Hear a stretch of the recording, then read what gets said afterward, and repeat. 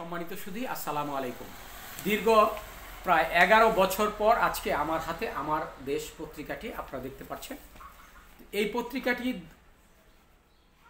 এই 11 বছর পূর্বে আওয়ামী লীগ সরকার এই পত্রিকাটি বন্ধ করে দেয়। তার কারণ ছিল এই আমার দেশ পত্রিকাতে যখন এই আওয়ামী লীগ বিরোধী কোনো সংবাদ প্রচার করা হয় এই প্রিন্ট মিডিয়াতে, তখন আওয়ামী লীগ সরকার চিন্তা করলেন যে আসলে এই আমার দেশ পত্রিকায় যেভাবে সঠিক তথ্যটা তুলে ধরছে, এতে আমার বর্তমান যে আওয়ামী লীগ সরকার সেই সরকারের অনেক ক্ষতি হতে পারে। যার পরিপ্রেক্ষিতে জনাব মাহমুদুর রহমানকেও নিষেধ করেন এবং এই পত্রিকাও নিষেধ করেন। এক সময় তার বিরুদ্ধে অনেক মামলা হামলা দেওয়া শুরু করে, যার ফলে তিনি দীর্ঘ বছর দেশের বাহিরে ছিলেন। 5ই আগস্টের পর যখন এই অন্তর্বর্তীকালীন সরকার গঠন হয়, সেই অন্তর্বর্তী সরকার গঠন করার মাঝখানে তিনি চলে আসেন বাংলাদেশে। এসে আজ কয়েকদিন ধরে এই আমার দেশ পত্রিকাটি তিনি প্রকাশ করতে যাচ্ছেন। আজকে আমি আপনাদের একটি কথা বলবো। আমার দেশ পত্রিকায় আজকে যেই সংবাদগুলো প্রচার করেছে আমি একে একে সবগুলো বলছি আপনাদেরকে। প্রথম পাতায় রয়েছে আগুনে দায়ী শেখ হাসিনার দোসররা মত বিভিন্ন দলের। প্রশাসনের প্রাণকেন্দ্রে সচিবালয়ে আগুনের ঘটনাকে বিচ্ছিন্ন ঘটনা হিসেবে দেখছে না রাজনৈতিক দলগুলো। তাদের মতে পতিত শেখ হাসিনার সরকার ও দোসরদের দুর্নীতি নথি গায়েব করা ও দেশে একটি বিশৃঙ্খলা পরিবেশ সৃষ্টি করার জন্য এ ধরনের ঘটনা ঘটানো হয়েছে। দেশের জন্য শুভ লক্ষণ নয়, যা মানুষের মধ্যে বিরাট প্রশ্ন দেখা দিয়েছে বলে মনে করেন রাজনৈতিক দলগুলো। সত্যি যে যদি ঘটনাটা তাই হয় তাহলে অত্যন্ত দুঃখজনক, এবং এই বিষয়টা আমরা মনে করছি যে আমাদের বাংলাদেশের জন্য একটি নেতিবাচক দিক।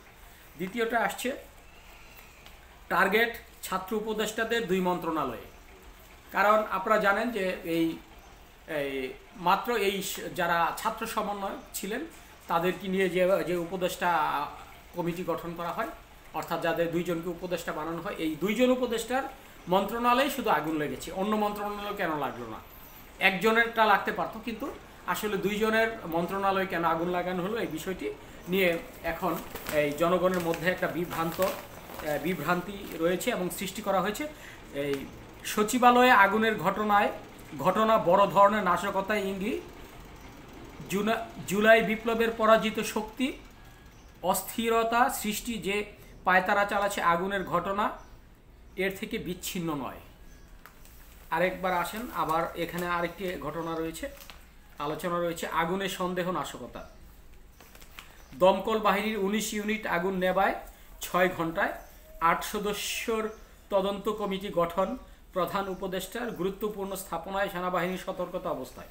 আসলে এই আপনার যে সচিবালয়গুলো রয়েছে অত্যন্ত কঠোর নিরাপত্তায় এই সচিবালয়গুলোকে আপনার আপনার আইন শৃঙ্খলা বাহিনীগুলো প্রহরায় থাকে। আমাদের কথা হচ্ছে যে কেন এখানে আগুন লাগানোর যে বিষয়টা, এটা কিন্তু অত্যন্ত একটি ঝুঁকিপূর্ণ ছিল। তার কারণ এখানে কিন্তু ইচ্ছে করলেই কেউ প্রবেশ করতে পারে না। দিনের বেলাও যদি কেউ প্রবেশ করে তাহলে এই সচিবালয়ে ঢুকতে গেলে তাকে পাস দিতে হয়। এই পাসের মাধ্যমে অনুমোদন ছাড়া এই সচিবালয়ে ঢোকা যায় না। কিন্তু এই মুহূর্তে আমাদের যে বাংলাদেশের প্রত্যেকটা নিউজ এবং প্রত্যেকটা মানুষের ভেতর আলোচনা, তাহলে এই নাশকতাগুলো কে করলো? এখানে আরেকটি সংবাদ রয়েছে, সেটা হলো ভারতমুখী রোগীর অর্ধেক নেমেছে 6 মাসে। মানে যেই সব রুগীরা ভারতে চিকিৎসার জন্য যেত, এখন বর্তমানে এই অর্ধেকে নেমেছে 6 মাসে, অর্থাৎ চিকিৎসার জন্য বাংলাদেশিদের ভারত যাত্রা অর্ধেকে নেমেছে। অসুস্থ বাংলাদেশিদের উন্নত চিকিৎসার জন্য ভারতমুখী যাত্রা 6 মাসের ব্যবধানে ব্যাপকভাবে কমে যাওয়ায় 5ই আগস্টে শেখ হাসিনা পালিয়ে যাওয়ার মধ্য দিয়ে আওয়ামী লীগ সরকারের পতন হলে বাংলাদেশের জন্য ভিসা প্রদান সীমিত করেছে ভারত সরকার সম্প্রতি। ভারতের আগরতলায় সহকারী কমিশনে খোঁজ নিয়ে জানা গেছে বর্তমানে বাংলাদেশ হাইকমিশনের মাধ্যমে বিভিন্ন সংস্থার ভিসা প্রসেসিং সংস্থার মাধ্যমে অনেক চেষ্টা তদবিরে পর সীমিত সংখ্যক ভিসা মিলেছে। এখানে হেডলাইনে একটি বিষয় রয়েছে, ভারতগামীদের ৮০% রোগী বিদেশি চিকিৎসায় বছরে খরচ হতো ৫ বিলিয়ন। সক্ষমতা বাড়ানোর দাবি জোরদার হচ্ছে। উদ্যোগ নেওয়া হয়েছে চ্যালেঞ্জ ধারাবাহিকতা। অধ্যাপক ডাক্তার সাইদুর রহমান, বিশেষ সহকারী, স্বাস্থ্য মন্ত্রণালয়। আমরা যদি শেষের পৃষ্ঠায় আসি, এখানে খুব গুরুত্বপূর্ণ একটি আলোচনা। আন্দোলনে শহীদ হওয়ার আগে মাকে সান্ত্বনা জয়ের। জানাজাও দাফন বাধা দেয় আওয়ামী লীগ সন্ত্রাসীরা। এই মৃত্যুর পূর্বে, অর্থাৎ যখন তিনি আন্দোলনে যোগ দেয়, তখন তিনি বলেছিলেন, আম্মু তুমি ফিলিস্তিনি মায়েদের মতো মনকে শক্ত করো। এই কথাটা তিনি বলেছিলেন। আমরা একটু পড়ে শোনাচ্ছি।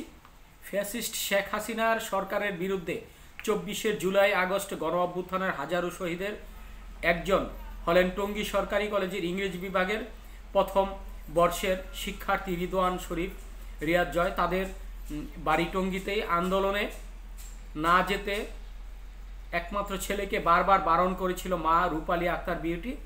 কখন কি হয়ে যায় এ আশঙ্কা তাকে সবসময় তাড়া করত, কিন্তু কোনোভাবেই ২০ বছর বয়সী ছেলেকে আন্দোলনে অংশগ্রহণ করতে নেওয়া থেকে বিরত রাখতে পারেনি।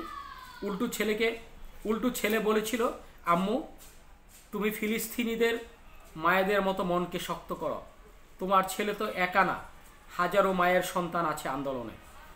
আসলে অত্যন্ত দুঃখের সাথে বলতে হয় যে এই বিষয়টি। আমাদের আরেকটি ঘটনা, আরেকটি আপনার সবচেয়ে খুব বড় ধরনের একটি রিপোর্ট, যেটা শেখ হাসিনার সবচেয়ে দুর্নীতির জন্য একটি, সেটি হচ্ছে শেখ হাসিনা পরিবারের বিরুদ্ধে দুদকের অনুসন্ধান শুরু। পূর্বাঞ্চলের নতুন প্রকল্পে প্লট বেআইনিভাবে নিজের নামে নেওয়ায় অভিযোগে ফ্যাসিস্ট শেখ হাসিনা সহ তাদের পরিবারের ৬ জনের বিরুদ্ধে অনুসন্ধান শুরু করেছে দুর্নীতি দমন কমিশন দুদক। গতকাল বৃহস্পতিবার দুদক মহাপরিচালক মোহাম্মদ আখতার হোসেন গণমাধ্যমকে বিষয়টি নিশ্চিত করেছেন। দুদক জানায়, রাজনৈতিক বিবেচনায় সরকারের ১৩ ধারায় ক্ষমতা বলে পতিত শেখ হাসিনা ছেলে সজীব ওয়াজেদ জয়, মেয়ে সাইমা ওয়াজেদ পুতুল, বোন শেখ রেহানার ছেলে রেদওয়ান মুজিব সিদ্দিকী, ববি এবং রেহানার মেয়ে আজমিনী সিদ্দিকীর নামে পূর্বাঞ্চল শহরে প্রকল্পে ২৭ সেক্টরের কূটনৈতিক জোনের ২০৩ রোড হতে ১০ কাঠা করে মোট ৬০ কাঠা প্লট বরাদ্দ নিয়েছে। এই বিষয়টা আমিও দেখেছি। বিশাল একটি প্লট, যেটা একেবারে আপনার এই বালু নদীর একটি শাখা ঢুকেছে। এই শাখা থেকে একেবারে লম্বালম্বিভাবে এই প্লটটি উত্তরে দক্ষিণে আপনার বিশাল বড় একটি প্লট। এই প্লটটি তারা বরাদ্দ নিয়েছে এই নথিপত্র গোপন করে। এই বিষয়টি আসলে আমরা সবাই জানি, এবং এই বিষয়টি গত ৪ মাস আগেই বিভিন্ন পত্রপত্রিকা মিডিয়ায় সেটা এসেছে। এই রিপোর্টটা আমরাও করেছিলাম। যাই হোক, এখানে আরেকটি রিপোর্ট, সেটা হলো একদিনে ৬৮ হত্যায় কেঁদেছিল সাভার আশুলিয়াবাসী। ৫ই আগস্ট গণহত্যা পোড়ানো হয় বহু লাশ, জীবিত পোড়ানো হয় একজনকে।